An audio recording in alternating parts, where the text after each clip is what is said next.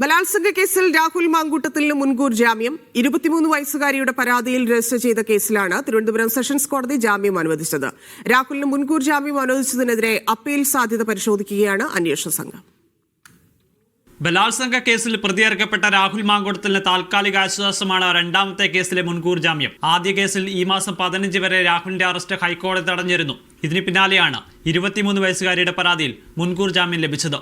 ഇതോടെ രാഹുലിന് തൽക്കാലത്തേക്ക് ആശ്വാസമായി. രാഹുലിനെതിരെ രണ്ടാമത്തെ കേസിൽ ബലാത്സംഗ കുറ്റം മാത്രമാണ് ആദ്യം ചുമത്തിയിരുന്നത്.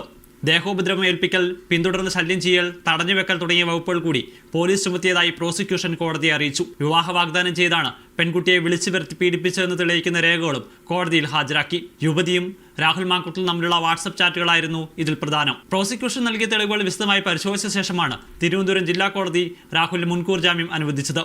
എല്ലാ തിങ്കളാഴ്ചയും രാഹുൽ മാങ്കൂട്ടത്തിൽ അന്വേഷണ സംഘത്തിന് മുന്നിൽ ഹാജരാകണം.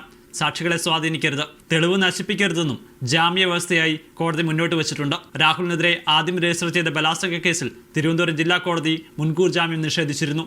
പിന്നീട് രാഹുൽ മാങ്കൂട്ടത്തിൽ ഹൈക്കോടതിയെ സമീപിക്കുകയാണ് ഉണ്ടായത്. മീഡിയ 1 തിരുവനന്തപുരം.